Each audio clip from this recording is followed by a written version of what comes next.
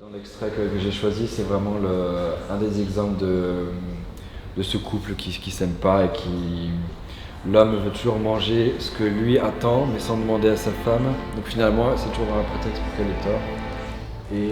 Alors, je m'appelle Charles Roux, je suis photographe donc de formation artistique et de formation littéraire. J'ai fait des études de langue, d'anglais et d'espagnol.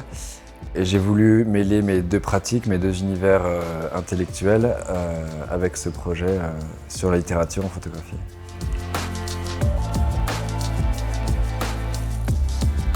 Le projet Festin littéraire, que j'ai baptisé Factitious Feast parce que j'aime bien les allitérations dans le titre de mes séries de photos, elle consiste à explorer le motif littéraire de la nourriture dans la littérature de fiction, en ce qu'elle révèle en termes de comportement humain sur le rapport au corps, le rapport au partage et comment la littérature représente ça. L'idée de départ, c'était vraiment une envie de travailler autour de la littérature. Et la nature morte est venue assez naturellement, dans le sens où c'est quelque chose auquel je suis sensible. J'ai un certain attachement aux détails et à la sensorialité des choses. Et comme ce projet se divise en plusieurs étapes, d'abord la lecture, ensuite la création culinaire, ensuite la photographie qui est un acte physique, en particulier pour certaines de ces photos. Ça s'est fait assez organiquement, assez tout seul.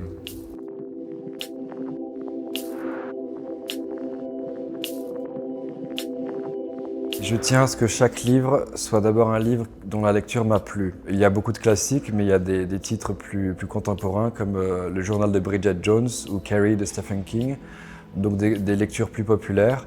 Mais il fallait que dans chaque roman, la nourriture joue un rôle d'importance narrative ou symbolique et qu'elle révèle des choses à la fois sur les personnages, sur l'histoire, sur l'époque, une critique politique, économique d'un contexte.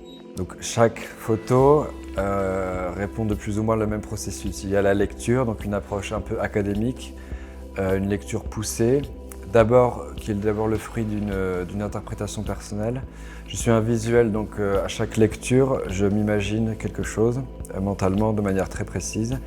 Et ensuite, il y a les recherches plus précises avec des essais, des études, des critiques, une interprétation plus scolaire de ce qui est vraisemblable. La deuxième étape, c'est de savoir quel passage va être le plus important, parce que je m'attache non pas à représenter un passage, mais aussi l'intégralité d'un texte en ce qu'il a d'important. L'étape suivante, c'est la recherche d'objets qui puissent correspondre à une époque, une esthétique et une représentation du passage littéraire. La cuisine, donc un apprentissage de certaines recettes, quelques ratés, mais toujours dans un souci d'authenticité. Je tenais à ce que chaque nourriture soit vraie et le meilleur moyen de le contrôler, c'est de le faire moi-même.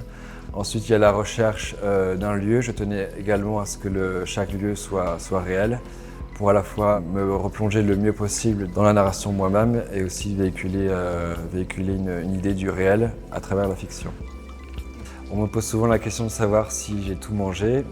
C'est vrai que c'est souvent le cas, donc c'est la dernière étape du processus que j'avais pas anticipé, c'est de finalement consommer le repas. Mais une des surprises que j'ai eues qui était bonne, c'était de vouloir donner envie de lire à des gens simplement parce que le repas leur plaisait.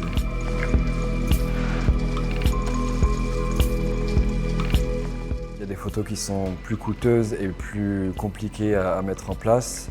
Soit parce qu'il me faut des objets trop précieux, soit parce que la nourriture est trop conséquente et me coûtera trop cher. J'ai eu des partenariats financiers qui m'ont aidé à en produire quelques-unes. Il y a les contraintes techniques, c'est-à-dire que je tiens aussi à travailler en milieu naturel, ce qui suppose la lumière naturelle, ce qui fait que je suis tributaire du temps, de tous les aléas. Par exemple, le repas de noces des Bovary, ça demande une logistique parce qu'il y a une grande variété de plats et dans une grande quantité.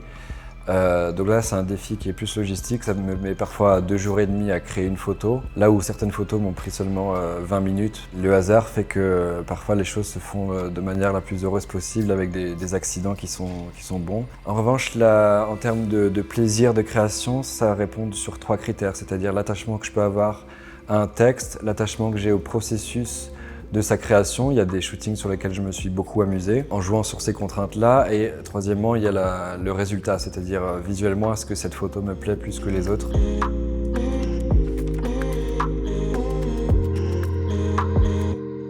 Alors c'était une professeure d'ici qui m'avait contacté suite à sa visite d'une exposition au musée François Popon à Saulieu. Elle a trouvé que c'était une bonne idée d'organiser un séminaire. Donc je pense que le séminaire avec la thématique de l'intime et la sensorialité rentrait bien là-dedans.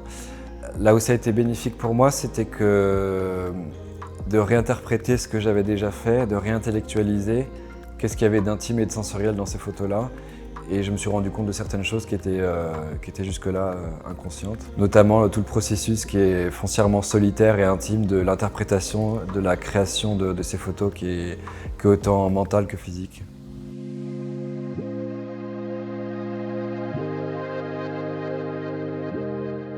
Alors je continue de travailler sur cette série des festins littéraires puisque je m'intéresse à des littératures moins connues et moins proches de la mienne. Ça fera l'objet de différentes expositions qui a déjà pas mal voyagé dans le monde, mais ça peut encore toucher beaucoup de public et d'une manière assez universelle. Et d'autre part, j'ai 2 séries sur lesquelles je continue de travailler. Une série de chaises dans des endroits abandonnés. Ça s'est fait assez fortuitement, c'est-à-dire que j'ai d'abord visité ces endroits-là qui me plaisaient, qui étaient photogéniques. Et c'est en triant que je me suis rendu compte que j'étais naturellement attiré par des chaises, donc j'ai créé tout un discours sur la solitude, sur la fonction de ces objets, sur la dualité de manque et de présence que représente cette chaise. Et d'autre part, une série de paysages en forêt, sur des forêts habitées par des esprits. Donc ça peut être partout dans le monde. Donc des forêts comme la forêt de Brocéliande, avec toutes les légendes du roi Arthur, la forêt du Gévaudan, pour reprendre simplement 2 exemples français.